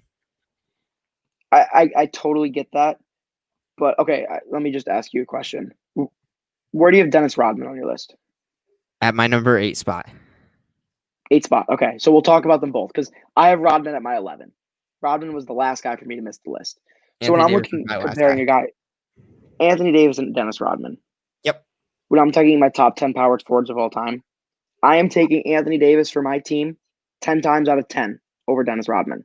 I am just too. Because I think Anthony Davis is just an infinitely more talented player. Infinitely more talented. I mean, Dennis Rodman is the best rebounder of all time. And I think you and I would probably agree on that. Yes, arguably. Arguably. He's right up there at least. Yes. And he's one of the best rebounders of all time. That's what I just said. Oh, I meant defensive players. Okay. My bad. Jesus. Yes, absolutely. But I mean, Anthony Davis is just 10 times more talented than Dennis Rodman is. Yeah. I mean, he's only been in the league for what, 8 years now? I think 8 years. 7-time All-Star, 4-time All-NBA first team. 7-time first round exits or less. All right, fine. Not Dennis yet. Rodman was playing with okay. I mean, I love Dennis Rodman, and I think he's right up there as the best glue guy of all time, if not the best glue guy of all time. I mean, what he was able to do for those Pistons and Bulls teams was incredible. As a 5-time champion, just shows you. Yep. But again, he was playing with Isaiah Thomas and Joe Dumars, and then Michael Jordan and Scottie Pippen. Yeah, I agree. You put Anthony Davis on those teams, and they are unstoppable. If you put Anthony Davis on that Bulls team, Michael Jordan isn't leaving. He does not want to play baseball. He would win. Exactly. They would win 12 straight. Yeah. But because of the amount of time Anthony Davis has been in the NBA and the little success he has had without the second greatest player in NBA history, listen, you ask me if I want Giannis or Dave DeBusschere on my team, and 11 times out of 10, I'm going to take Giannis. But because of, if I'm doing my all-time list, the way I do my all-time list, I completely agree with that. But what is AD? 26, 27 years old? Maybe 28? He still has another 5-6 years in his prime. And who knows how many more he can win. To me, I think 7 is his floor, and that's why I don't want to put him at 7 yet, because I think by the end of his career, 7's like if his career continues to be first round exits without LeBron James, and he wins say 2 chips with LeBron, I'll put him at 6 or 7. That's his floor. That's why I don't want to put him there yet. I'd love to put him at 8, like you have him, but I can't do it yet. I will though, if that makes sense. I mean, just the way I see it, there are only 7 more power forwards I'd rather have than Anthony Davis. Okay, that's it. I mean, none of the guys I have below him I would rather have on my team, and that's what I'm talking about. The top 10 power forwards. I'm looking at who do I want? Who do I want? I want Anthony Davis over any of those guys. I mean, what he's such a talented basketball player, and he can do everything. He's, as you said, you wanted the guy who can defend. Anthony Davis, 2-time all defensive first team and 2-time all defensive second team, and he's led the league in blocks for 3 years. I mean, you want a guy offensively, who can stretch the floor? Yeah, he can shoot the ball. Offensively, he's averaged over 25 points per game in his career. He's one of very few players to average over 30 points per game in his playoffs. I mean, I know he hasn't had much success in the playoffs up until this past year, but I mean, Anthony Davis he's a great clutch performer. He's a great playoff performer. He's a great regular season performer. He's done it all. So and he's only 27. So I'd like to see what Anthony Davis does as if it ever happens, LeBron's productivity decreases. Because, LeBron said at the beginning of this season, like, because it's a shortened season and because LeBron, because of the playoff run, had a shortened off season, LeBron was asked about, like, what's going to happen, like, with his productivity. And he was like, oh, that's why I got Anthony Davis. They gave up, 3 or 4 first-round picks that were already selected, and then 3 more first-round picks on top of that for Anthony Davis. There's a reason that trade was made. They won the championship. So if I'm making an all-time list, I'm going to take overall success and longevity over. Ask me in 10 years where Anthony Davis is on my list, and it will be different. But as of right now, I see why you have him at number 8. I like him at number 8, talent-wise. Like, if I was basing my list off of where I would want him on my team, 8's a perfect spot. I'd probably take Pow Gasol right now over him, because that 2010 playoff run of Pow Gasol was probably just as impressive as Anthony Davis in last year's playoff run. Anthony Davis was probably a little bit better, but no discredit to Pow Gasol. Anthony Davis, I don't disagree with you having him in your top 10. Yep. Yeah, that's fine. I mean, that's fine. I mean, the one I mentioned. So we talked most about Anthony Davis. So you have Dennis Rodman there. I've got Dennis Rodman at my 8, just for overall success and dominance. People did not want to go up against Dennis Rodman. One of the most fun players ever. He has the success behind him. He has the accolades. He's got he doesn't have the scoring stats, but he has every other stat besides obviously like assists. If we're talking power forwards, Dennis Rodman's my number 8. Period. Yeah, I'm fine with that. I kept him just off my list, just because he was never more than a third or fourth option on the team. Unfortunately, yeah. But most of his for cases. most teams in that in Michael Jordan's era, I think he could have been a number two. No, I agree. I mean, you look what he did on the Spurs. He went to the Spurs, and he led the league in rebounding every year he was there. So yeah, I mean Dennis Rodman was great, but I had to leave him just off. Fair point. So we've gone through my 10 through 7, and your. This is where I'm confused because I've still got 1 through 7 left. So I've got someone in my top 7 you don't even have on your list. Because my 7 is Pow Gasol. Wait. Yeah, which means I have someone in my top 7 you don't have on your list, which I'm very curious about. Who's your number 7? My number 7 is Kevin Mchale. He's my number 6. Am I forgetting someone? He's your number 6. Okay. You're definitely forgetting someone who we'll talk about in a second. Yeah. No, you want me to take here actually real quick before we talk about Kevin Mchale. I am just realizing right now that I left Alvin Hayes outside my top 10. Absolutely. Alvin Hayes goes in at 7.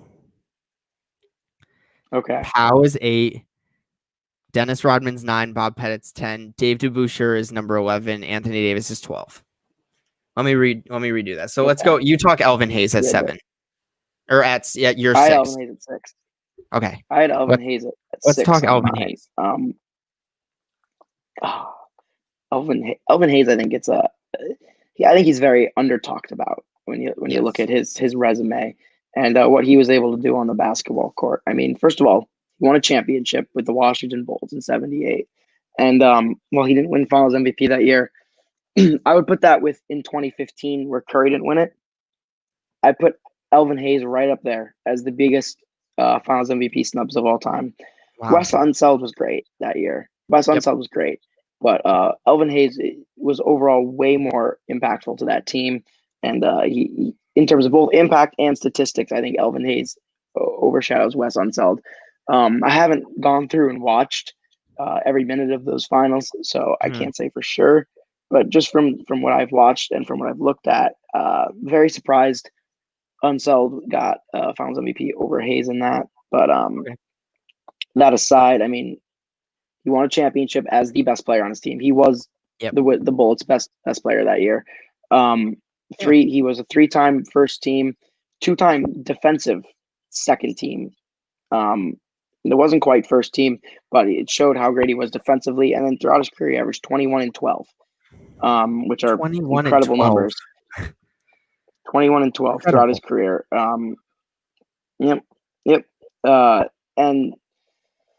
it's just, I mean, I'm a big Alvin Hayes fan. If you just go back and watch what he did, he is like a James Harden of his era, I would say. Yeah. I mean, even though he did end up winning that championship, his numbers were always ridiculous every single season. And the only reason his career averages were down is because he played so many seasons. But I'm a huge fan of Alvin Hayes, and I think the championship really is what solidified me as the number 6, and just being the best player on a championship team. It's something that I don't think any of the other guys below him I had from 7 onward. It's hard for me to put Hayes above Kevin Mchale because I mean Kevin Mchale wasn't the top player on his team ever because obviously with Larry Bird. But Kevin Mchale was that tough player that no one wanted to go up against. And I get Alvin Hayes has the stats and stuff, but when you really look into the game of basketball and how you won't see people talk about Alvin Hayes as much as they'll talk about how scary Kevin Mchale was. At least toughness and defensively. So that's why I'm not, we were born in 2002. So for us to really go into depth about the 70s and 80s, it's hard for us without watching stuff. So when I hear about how people talk about Kevin Mchale, you don't hear people talk about Alvin Hayes like that So that's why I'd put Kevin McHale. I have Kevin McHale at 6 and Hayes at 7. So And to me, you could interchange them, and I'm fine with that. I agree. Another thing I forgot to mention about Hayes, he did win a scoring championship. Yes. Scoring champion, sorry, very early in his power career. forward. You don't see that a lot. As a power forward, which you don't see that. I don't think we've had anyone on this list that has had that yet so far, which is very impressive. And Bob Pettit, right? That was a good call. I missed that one. But yeah, I mean, you look at that scoring champion and multiple defensive team type of guy. He could pretty much do it all, and he averaged almost 13 rebounds in his career. I mean, that's the kind of guy I want at my power forward spot, a guy who can score, a rebound, and defend. Yep. I mean, yeah, you talked about Alvin Hayes, and that kind of slides us right into Kevin McHale, where I talked about where Alvin Hayes has the offense. Kevin McHale's got the defense and toughness that no one wanted. I mean, 6 all defensive teams, 3-time champion as the second best player on that team. You could throw Robert Parrish possibly in there, but no, Kevin McHale was the second best player to me personally on that team. 7-time All-Star. One of the toughest players. I mean, he'll throw an elbow and he won't care. He will throw multiple elbows at you if he wanted to. So he was the perfect complement for a Larry Bird type player. And you got guys like Danny Ainge, who's still relevant today with being the general manager of the Boston Celtics, and that's why I have Kevin McHale on my 6th spot. Yep. Yeah, Kevin McHale. What's interesting about Kevin McHale is for all the guys that he's above on this list. I mean, he came off the bench most of his career, which is incredible. It's crazy. Like he has 2 Sixth Man of the Year awards, which I don't think anyone else on any of these lists has a Sixth Man of the Year awards. No. Because most of these guys were starting most of their career.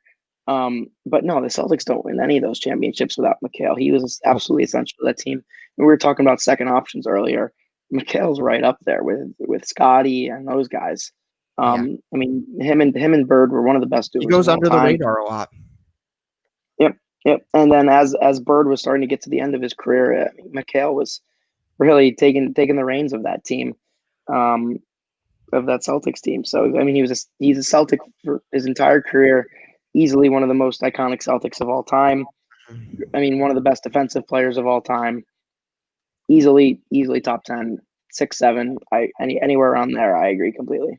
Yeah, and that clears up I think all of our 6 through 15s with honorable mentions being included in that. And our top 5, which I think is going to be pretty fun, I'd like to see where you put some players that I have in my top 5, maybe a little higher, maybe you got them a little lower, and vice versa. So, who is your number 5th power forward of all time? I want to preface this by saying what's interesting about power forwards is, to me, 1 is pretty clear. And then 2 through 5 is like interchangeable for me. I think you could switch my 2 and my 5, and I wouldn't really see much of an argument. I'll say 2. So, I'll say my 2 through 4 are like that. I don't know about 2 through 5. I think my 5 is a pretty definite 5. Okay. But yeah, just the way I see it is just there's a cutoff between 5 and 6, and it's a huge cutoff. My 5 is Charles Barkley. I have Charles Barkley at 5 too. Okay. And the thing about Charles Barkley is the only thing holding him back is the accolades, because I agree. If you're just looking at pure talent, if you're looking at just what he can do on the basketball court, to me, Charles Barkley is only two, only to Tim Duncan, who I think we will both agree. No spoilers. I mean, Tim Duncan's number 1. Yeah. I mean, Charles Barkley is to me, if you look at just power forwards in general, the only power forward who's a top 5 scorer, top 5 rebounder, top 5 passer, and probably top 5 defender too, other than Tim Duncan. So, and he did that all at 6'6", which is absolutely insane. Yeah, that's what I was gonna quickly slide in and say NBA.com lists him at 6'4". 6'4". Yeah, that's probably more accurate. I know they always up it normally. 6'4" to be the top 5 power forward ever. Michael Jordan was 6'5". I mean, LaMelo Ball, who's running point guard right now, is 6'8". It's remarkable to see how dominant of a player Charles Barkley was at that height. He's known of the round mound of rebound for something. Round mound of rebound. Yep. I mean, looking at advanced statistics, which I don't normally like to dive into because I think some of them can be really iffy. Pretty much every advanced statistic suggests that Charles Barkley is like a top 10 player of all time. Like, he was incredibly efficient and he could do everything on the court. He's not, but that's why you say you got to be a little careful with advanced statistics. But I mean, true shooting, I think I'm not 100% sure on this, but I think he has one of the highest true shooting percentages of all time. Second. I remember reading that. He's second, right? Yeah. And I mean, he for 10 straight seasons, he averaged over 24 and 12. It's a power forward. And he led his team to the finals. He's one of the victims, as we've talked about, to Michael Jordan. We'll talk about another one coming up. Yep. Yes, very much. So it's hard to hold that against him because he played against the GOAT and he lost the championship to the GOAT. But that was a bit of a choke job on his part, and I think that's the only reason I have him at 5 is because the Phoenix Suns were. Many people remember the Phoenix Suns were the clear favorites going into that finals. I know the Bulls were they were already 2-time defending champs, but the Suns had the best record in the league that season, and they looked unstoppable. Yep. With Kevin Johnson and all that. Who is a very underrated point guard that doesn't get brought up a lot. I know. We didn't bring him up in our point guards list either. So that's partially he'll come up eventually. But, yes. But yeah, I mean, Barkley's incredible. What he was able to do on the basketball court. Number 5, but if you put him at 2, I wouldn't argue with that. 2 through 5 to me, like I said, interchangeable. Because it's the smallest of things. When you say 2 through 5, I said I think he's a clear 5 because I'd put a guy who also didn't win a ring ahead of him, like Carmelo, but all the other guys have had such success where I don't think I could put him above 5. Skills, if we're doing a skill wise, possibly I would probably put him above a couple guys that are above him, but I think he's a definite 5 to me. Yep. Yeah, we agree on that. So yeah, there's nothing to really argue about with Charles Barkley. He's one of the funniest commentators we have right now with Shaq and Kenny and Ernie. But it's Charles Barkley. He's got the personality. He's got the skill set. He's got the undersize. One of the best passing power forwards of all time. There's Charles Barkley. Wrap that up. Yep. And number 4. Who's your number 4? I think we might. I'm interested about this. I think we're going to disagree on this just based on our conversations in the past. I'm going to assume you have him at 2, who I've got at 4. I've got Dirk Nowitzki. Stop it. This is a worse take than Kawhi Leonard at 10. Oh, please. Oh, Dirk please, Nowitzki is no. the number 2. Dirk Nowitzki is the number 2 power forward of all time, arguably number 1. No. And let me make the case. Nowhere near Tim Duncan. Nowhere near Tim Duncan. Okay, go ahead. Yeah, no, arguably not number 1. Let me bring that back. But Dirk Nowitzki had in the past 20 years the greatest playoff run of all time of the past 20 years. 30,000 career points, MVP, 14-time All-Star, 12 times All-NBA. One of the longest career players ever. One thing that I love about Dirk, stayed with Dallas his whole career. He never wanted to leave to win a ring. The Dallas team that they won a championship, who was their second best player? Tyson Chandler on the Defensive Player of the Year. Tyson Chandler. Jason Terry. Kidd. Yeah, I was going to say Jason Kidd, Sean Marion. Obviously, Dirk gets a lot of credit for that one, but I mean, he had some of the best role players in the league on his team supporting him. Role players, yes, I agree. But to beat Kobe, no true second star. To beat Kobe, to beat Kevin Durant, Russell Westbrook, and James Harden, although they were all before their top-notch years, he still beat them. To beat LeBron, and to beat, was it the San Antonio Spurs also? I believe that year. I think that was no. It wasn't. It wasn't the Spurs. It wasn't the Spurs. I forget who they played in the first round that year. But Dirk Nowitzki has one of the greatest champion runs of all time. And because of that and that only, I'm putting him above Karl Malone. I agree. Not Karl Malone, though. And because one thing you're forgetting about, Dirk Nowitzki also was the first person to ever be the 1 seed and lose a 7-game series to the 8 seed. And that's hard. I don't want you. I don't want you to use that argument on me because I'm a Warriors fan. That's a tough argument to use against a Warriors fan, huh? But it's true. It's true. He one of the most disappointing in his playoff MVP runs of all time. Biggest choke. Yeah, biggest choke of all. One of the biggest chokes of all time. Obviously he made up for that with his one playoff run, but again, it's one playoff run. As great as and as spectacular as it was, I mean, you emphasized it enough. It was amazing. It was just one. It was just once, and he never was able to recreate that success ever again. And again, I mean, he was only 4-time first team guy, and he's playing for 20 years. Again, like I said, I value that probably a lot more than you do. I mean, Dirk was amazing. What he did for the game. I mean, really bringing Europeans.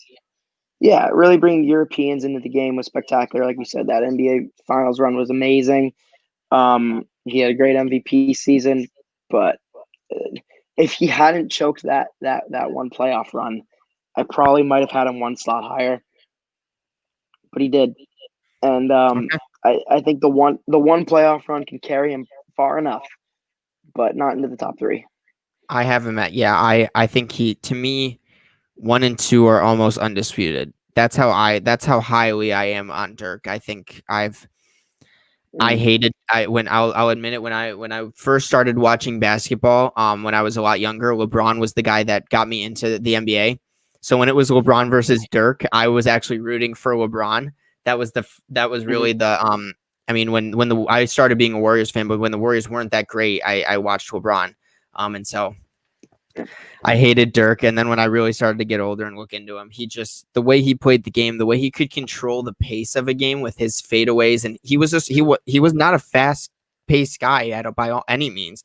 I mean, his whole play was post and shooting, and I love Dirk. I think he's the undisputed number 2 best power forward of all time. And you have him at 4, which I'm honestly, I'm not even mad at putting him at 4.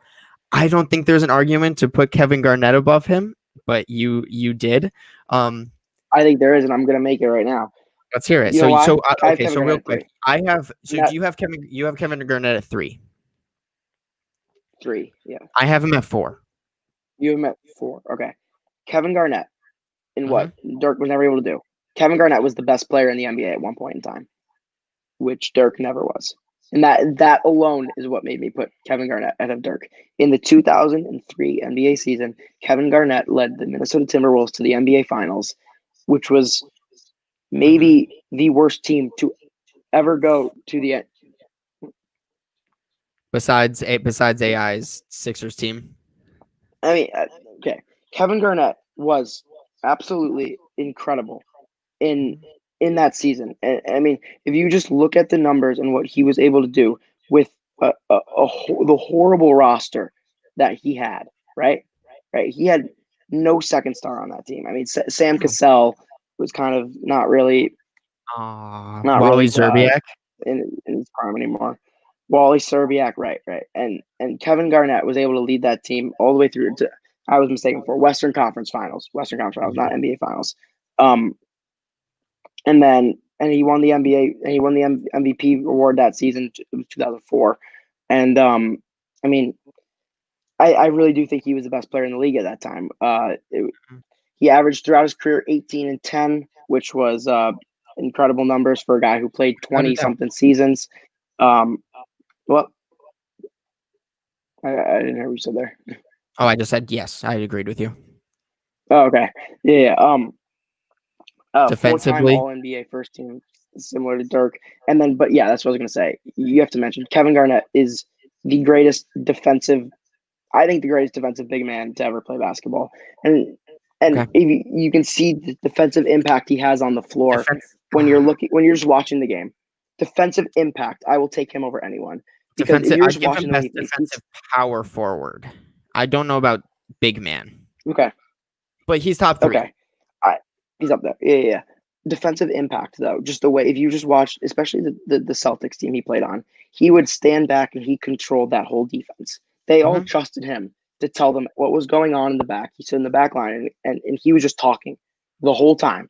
Yeah. He was talking out loud to everyone, telling them where to go, what to do, what everyone was doing on the court. And that was a huge reason for the Celtics' success that year. And I mean, no Finals MVP kind of hurts him, which Dirk has, but like I said, he was just as important as Paul Pierce in that playoff run.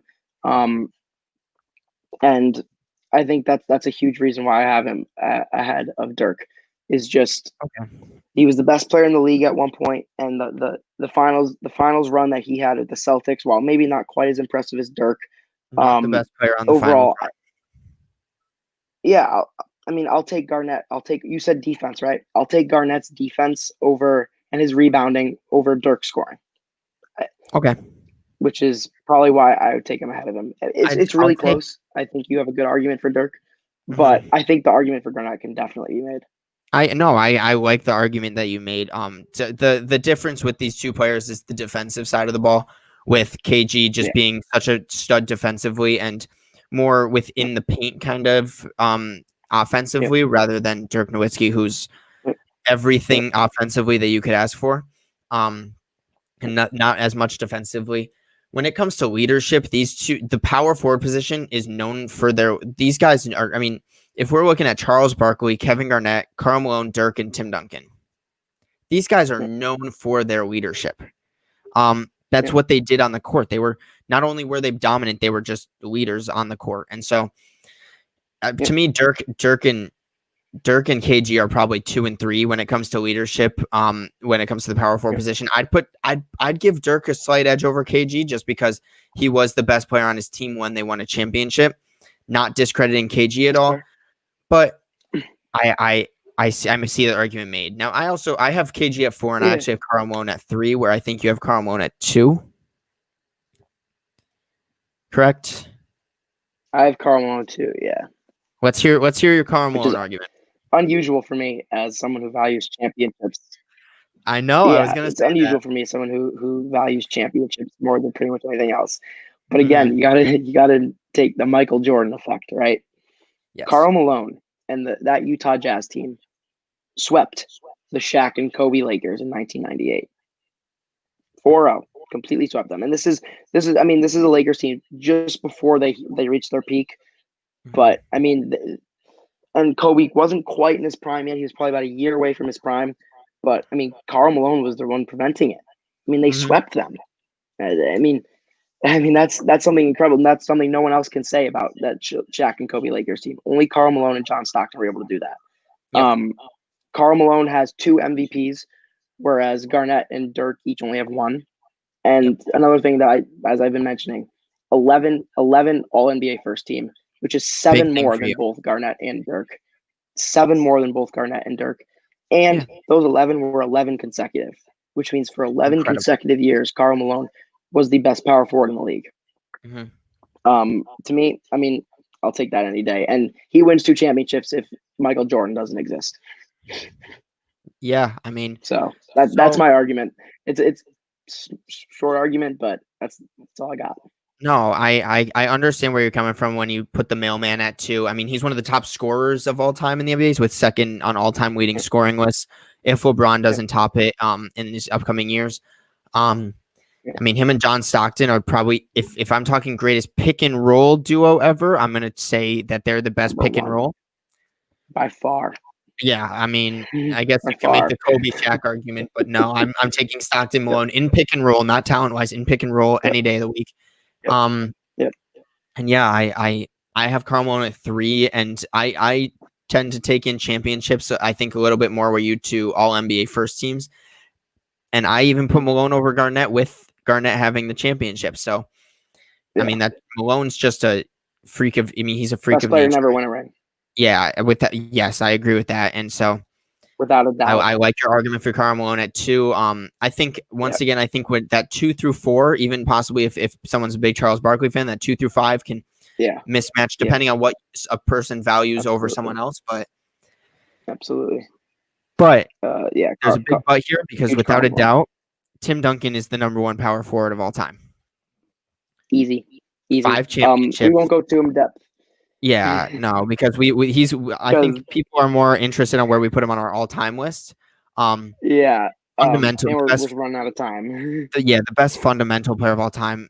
2-time MVP, 15 All-Star, 15 All-NBA appearances, won 5 rings in a very tough era of basketball.